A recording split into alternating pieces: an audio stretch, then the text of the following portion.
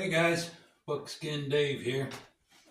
Anyway, well, the weather moved in a little bit on us. There's only about an inch of snow, but it's like pissing snow, and then it stops, and then it goes, and just about the time you sweep off the sidewalk, then a little bit more comes, just piss you off. So anyway, nothing serious. It's the wind, man. The last 2 days we had, I've got one of them wind meters, it's got the little thing that spins. And yesterday, I think it was, yesterday or the day before, both days, I was sitting there watching that and I was getting 49, 50 mile an hour wind on that thing. And then I'd hear a gust hit the house, like more wind. And the thing had come to zeros. It was spinning that little thing so fast it couldn't even keep up with it. Anyway, it blew the tarp off of Sarah's horse's hay and tangled it up into the fence. And I couldn't even go do anything. It was blowing in the wind like straight up in the air. And then I was watching, I'm watching that, and here goes a pallet, like that you get stuff on, a wooden pallet. They weigh 50 pounds maybe? Sailing through the air. I was like, holy shit. Come out to the target range, and targets were steel targets knocked over. Anyway, we don't have much of that today, but there is maybe 5 mile an hour, 6 mile an hour wind, just enough to make the 27 degrees be a little chillier.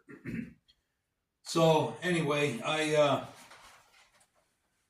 don't know if I'm going to do much. I might go shoot something for just a minute here, but Patriot Preacher was talking about having me work 6 days a week on these videos. I'm glad he has some enthusiasm.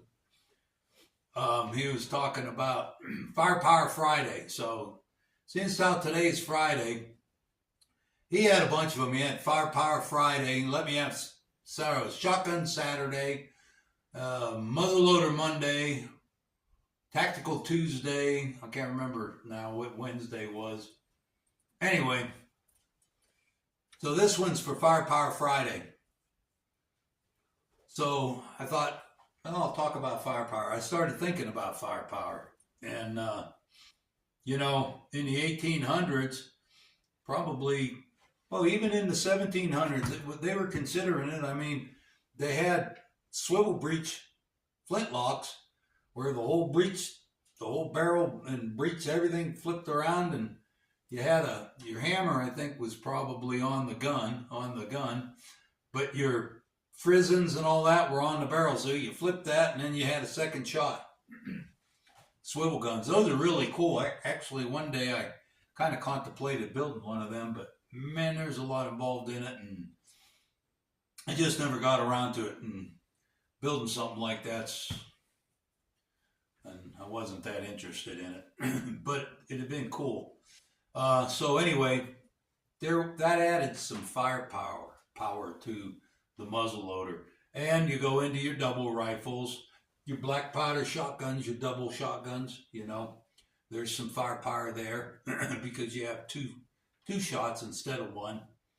And then the natives really got surprised when Colt come out with the cap and ball revolvers, and they could shoot 6 times, and so, because by then the natives, when they went into war with the white guys, they started to realize, we can kind of phony attack, and they'll empty their single shots, and then we can go after them, and then they got surprised when they started getting shot back at because they had 6 shots in a revolver. And there's another aspect of firepower. The natives actually had more firepower because they could throw arrows a lot faster than you can reload a muzzleloader. So even though it isn't firepower, it's actually return power. In other words, you can return more arrows than you could bullets at that time.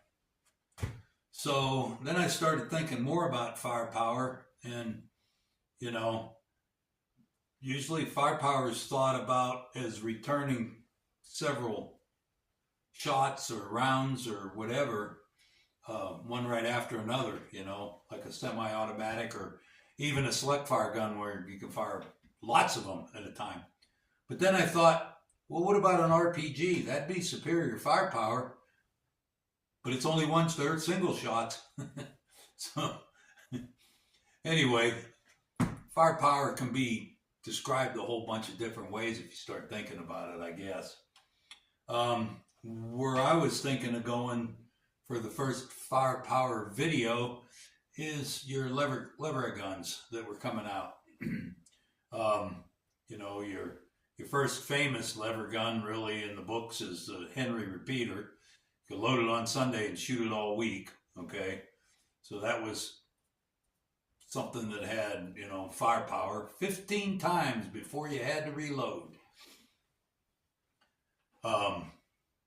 Then going into coming out of the 66s and the Yellow Boys, then you're going into the 1873, which was if you got the rifle and 24-inch barrel, it'll hold 12 bullets. And so you've got 12 shots with the lever gun. And you can increase that firepower if you have some rounds in your pocket or a belt, because as you're shooting, okay, you can also, when you got a lull or you get behind some cover, you can also throw a couple more in off your belt. So it actually was, for the time, was quite a bit of firepower. Your single shot guns, say your rolling blocks, for instance, the same thing there. It's a single shot, but increased firepower because you didn't have to load the barrel every time. If you had a belt, you can boom it, and with the rolling block, when you cock it to open it, all you have to do is put another bullet in and close it, and you're raring to go. You don't have to cock it again like you do the sharps. So that was kind of you can have a certain amount of firepower with that, in that you can load, shoot, open it, and have another round by the time you have another target, maybe. So, and then of course what we all think about with firepower is our semi-automatic pistols, our semi-automatic rifles, maybe an AR-15, or remember a lot of the semi-auto guns of the past. I'm trying to think, the Remington, the 5-round magazine, which definitely increased your firepower in the hunting field. And I believe you could get a bigger magazine for it too if you wanted to use it kind of tactically. Anyway, so firepower kind of encompasses a whole bunch of stuff. So for this deal here, I think my firepower is going to be, I'm going to take out and shoot my 1873 lever gun with some smokeless loads. So grab a cup of coffee and let's do it. So we got a little bit of wind and a little bit cold. Instead of Firepower Friday, I think we ought to call this one Freezing Friday.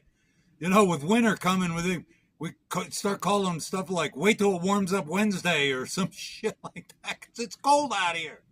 But I'm going to shoot just a little bit anyway, just for the yucks of it. Okay, what do we got going on here now? There we go. So, this was what they call firepower back in the 1800s, you know, which was kind of cool. And let's go out here. Let's go back out on the range here, and I got some multiple targets. I just wanted to shoot some of them 35-yard targets, and this gun shoots pretty good. Let's go over there. So the other thing is, firepower should also be measured by how many shots you could take at targets and accurately engage those targets, okay? A lot of times with semi-automatic guns and stuff like that, in the heat of some sort of struggle or whatever, you end up shooting a lot of shots that don't do anything but make people to keep their head down. And sometimes that's a good thing.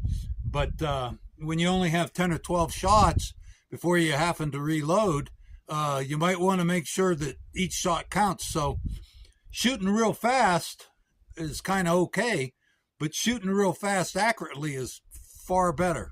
So anyway, I'm going to shoot a few of these. A lot of times, too, adversaries won't come 3 or 4 inches straight on. You know, there might be one over here and one over here and one over there. So you have plenty of time to rack a gun, you know, a lever gun. So I'm going to shoot a couple different targets and from different angles here for a second. The other thing too, remember I was saying about having a couple shots? So you could actually, when you get to a point where, okay, I know that I fired a few shots over there.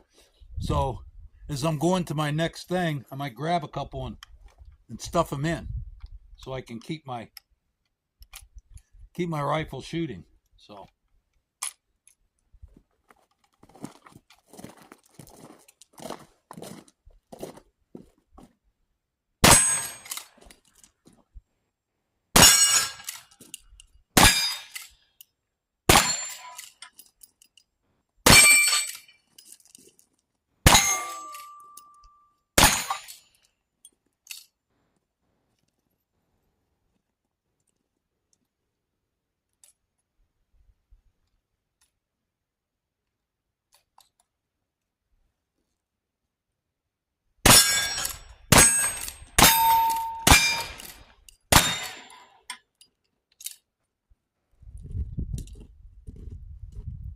probably walked off the camera, but that was kind of fun. A little walking and stuff. You're not supposed to do that in cowboy matches, but we're not talking cowboy matches here.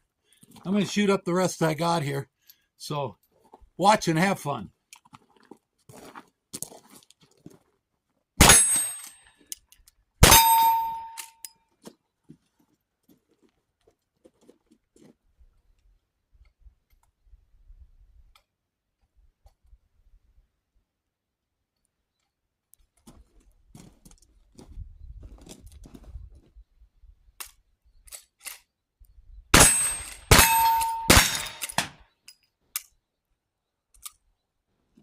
You're empty, mister.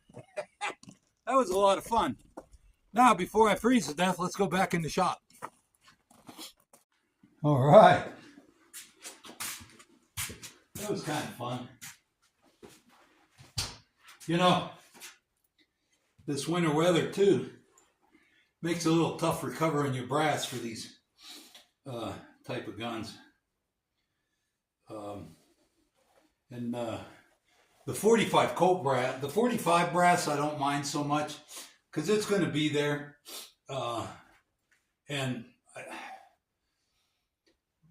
This Colt brass, if I don't find it, it'll be there in the spring, you know. Problem is I like to find it before then because when I'm plowing some snow and stuff, I might damage it.